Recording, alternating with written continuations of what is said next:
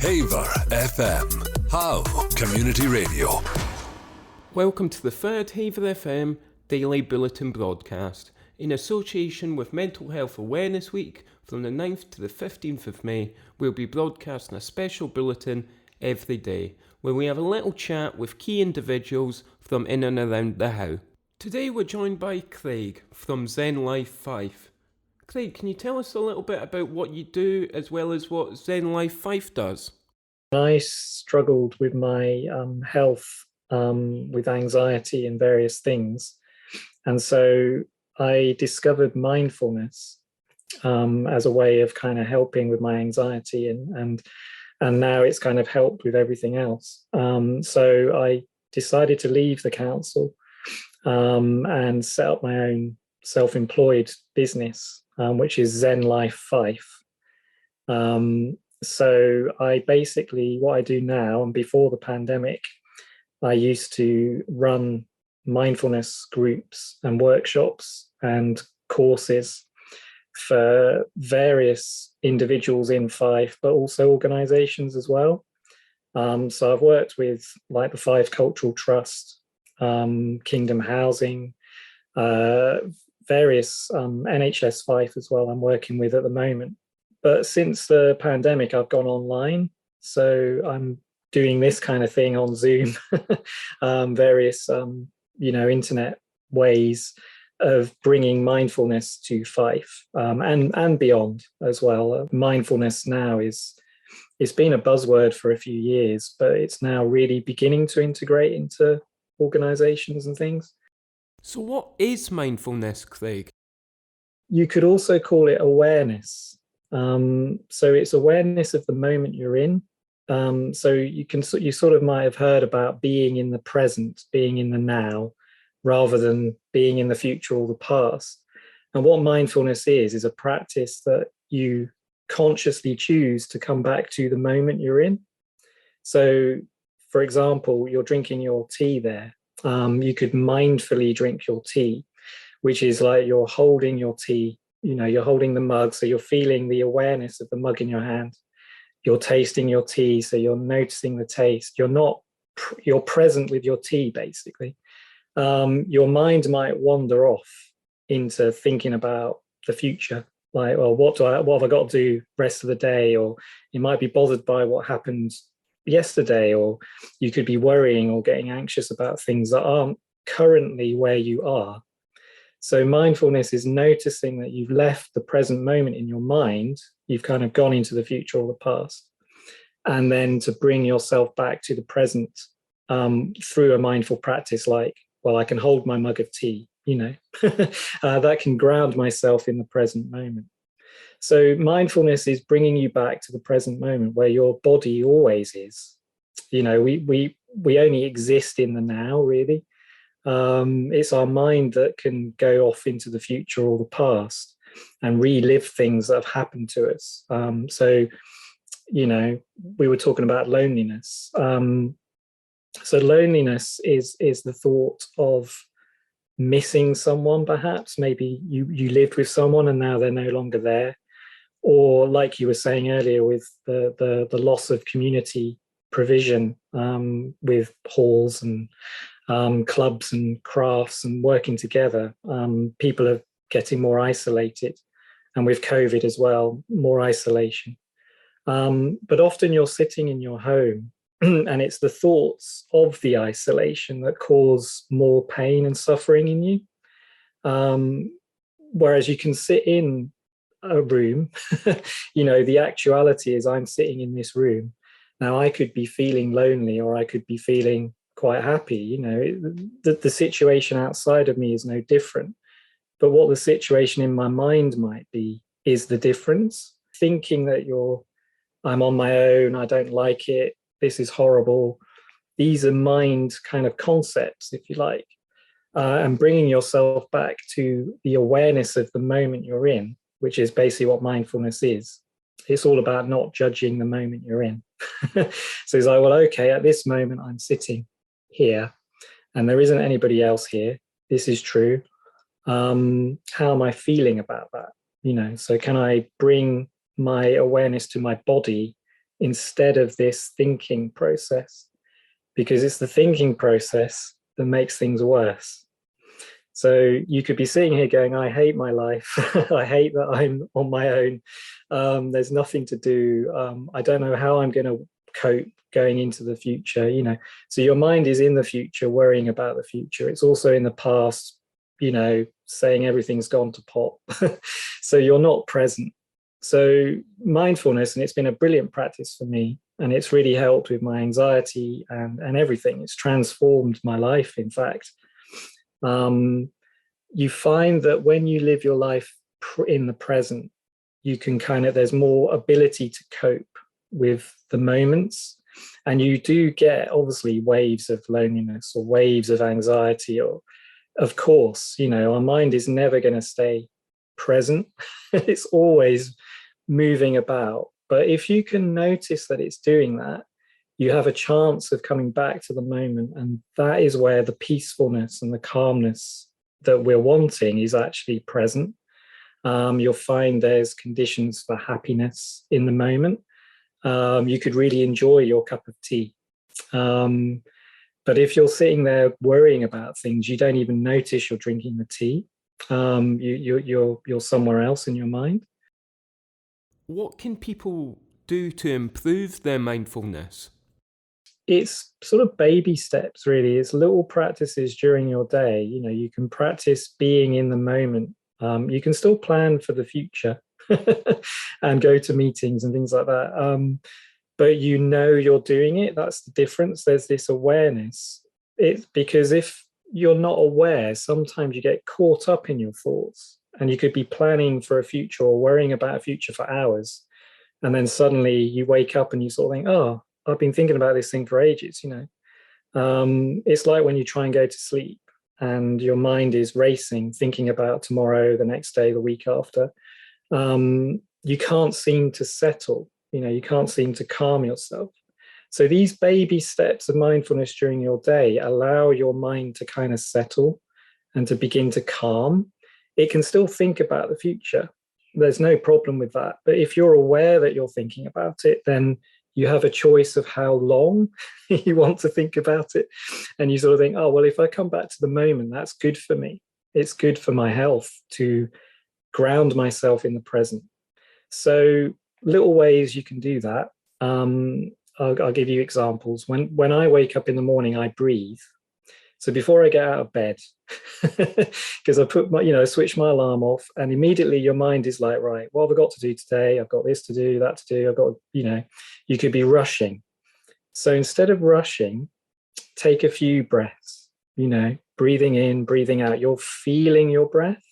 So that's kind of mindfulness of your breath. So your awareness stops the thinking. It interrupts your thinking. So you're kind of feeling. And you might, while you're lying there, just for a few, it can only be a minute even, you know, you can just be there, a few breaths. How am I feeling right now? You know, and you might notice that you're nervous. Maybe you have a meeting later on in that day and it's making you a bit edgy. So you notice the edginess. You're like, oh, okay, edginess. You're here. You know, I know you're here. I'm aware I'm edgy. So I can breathe, and that can calm my edginess, you know, because all this tension that we have in our bodies, and loneliness is no different, is the thought of the future or the past. It's not the now. It's not the present moment, because in that moment, I'm just lying in bed. You know, it could be a really comfortable thing. So you could be like, I feel the duvet, you know, I feel the warmth. This is nice, you know. There's a moment of happiness before I even get out of bed, you know. So you can start your day that way. You can drink your tea mindfully. So any cups of tea, you can sit, make the time to sit. Or if you're eating your breakfast, take the time, you know. So it's about slowing down. You know, you can take your time. You can always come back to your breath because your body is always there. So if you're starting to feel uncomfortable with anything, focus on your breathing, and it will bring you back to the moment, because it's often the thought that causes the irritation, the annoyance. You know, you could be stuck in traffic in your car. People get road rage, don't they? They're like, oh, when's this traffic, you know, road works and things like that. But if you're there breathing mindfully in your car, then you're not bothered by the traffic. You're just like, okay, I am in the traffic. I can't change it unless I can turn around or something and drive the other way. I'm stuck here. So let's use this as an opportunity to meditate. Let's do mindful breathing. Craig, what is the research and science saying about mindfulness? So science now is catching up, I think, with all the thousands of years old yogis sitting on tops of mountains, But basically, the science kind of behind it is your brain can change. It's called neuroplasticity. You tend to follow old habits. So if you're in a routine and you do something for 3 weeks, it starts creating these neuron pathways in your brain. So we get used to basically doing what we do. We have a routine, like I might get up at 8 o'clock every morning. If I'm doing that for every day for 3 weeks, I will automatically, my body clock will just get up at 8 a.m. because the brain's wired that way. So with modern life, our brain has gone into a kind of a worry bias, a negative bias. So you could say our worries are a habit because we're always thinking about the future. We're always like, well, what next? I'm worried about tomorrow. I've got stuff to do. I've got bills to pay. I'm on my own. I don't know what I'm going to do. That can become a habit. And if we're doing that for 3 weeks, it's embedded in our brain. So this science of neuroplasticity is saying that your brain can change. These neural networks don't stay the same. And when you practice awareness, you're actually becoming a bit more going with the flow, going with spontaneity, because you're kind of just noticing what's going on for you in each moment. And that might inform what you do next. If you're noticing you're anxious, rather than the rushing, and I'll give you an example. I always had a fear of being late to things.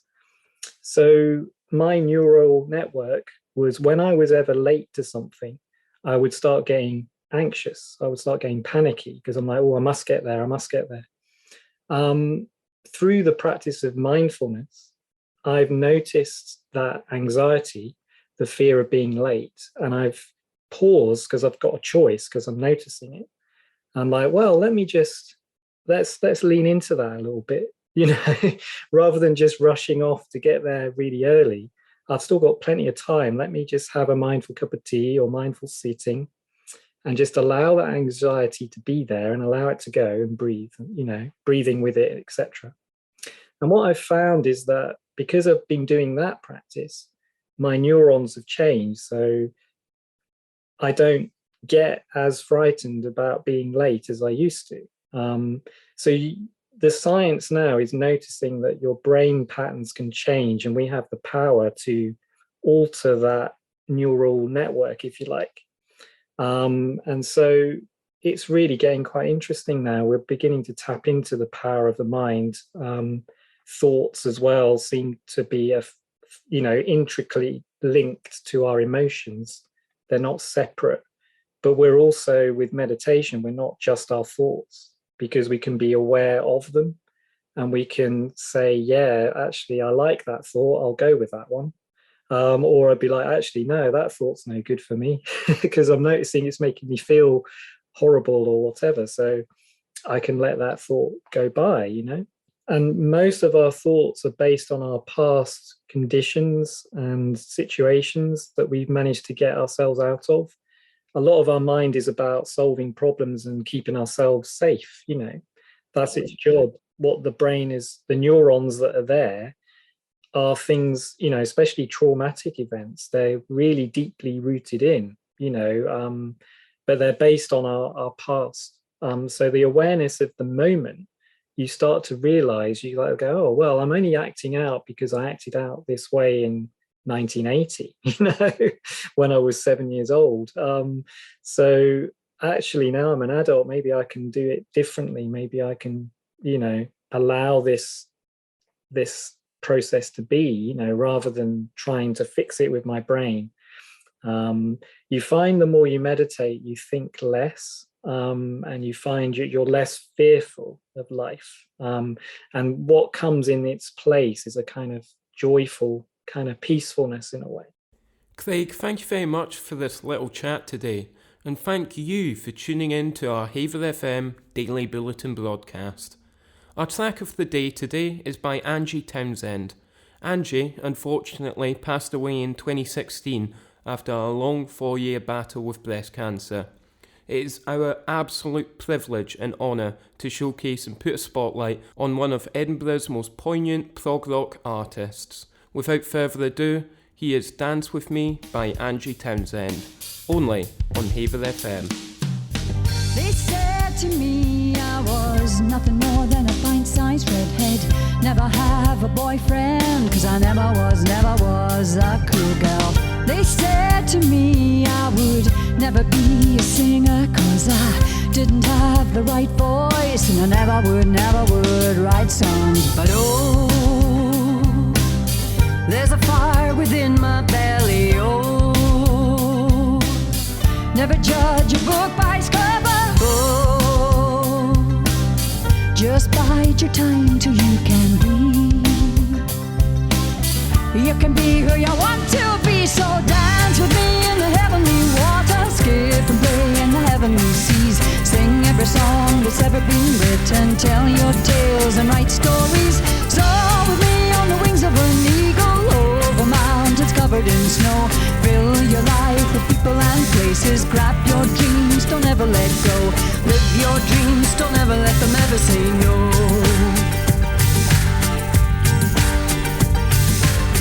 They said to you, you will never have a big adventure, 'cause you're too timid and you never would stand out. Now look at you, you have made your name in different countries. You're standing taller, like I always knew you would do. But oh, there's a fire within my belly, oh. Never judge a book by its cover, oh. Just bide your time till you can be. You can be who you want to be, so dance with me in the heavenly water. Skip and play in the heavenly seas. Sing every song that's ever been written. Tell your tales and write stories. Soar with me on the wings of an eagle, over mountains covered in snow. Fill your life with people and places. Grab your dreams, don't ever let go. Live your dreams, don't ever let them ever stay. Dance with me in the heavenly water. Skip and play in the heavenly seas. Sing every song that's ever been written. Tell your tales and write stories. Soar with me on the wings of an eagle, over mountains covered in snow. Fill your life with people and places. Grab your dreams, don't ever let go. Live your dreams, don't ever let them ever say no.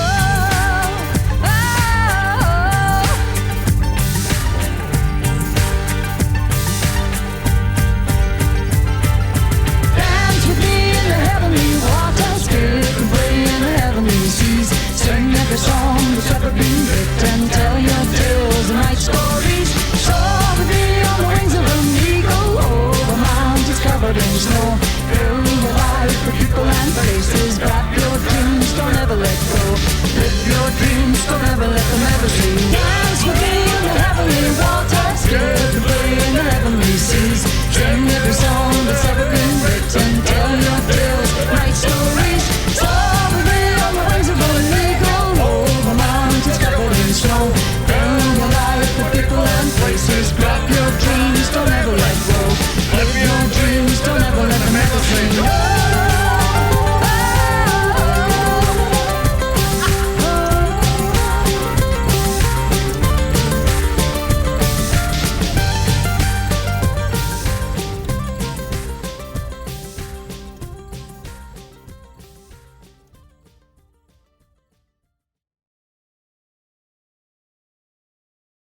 Haiver FM, How Community Radio, is supported by the Five Communities Mental Health and Wellbeing Fund through Fife Voluntary Action and the Scottish Government.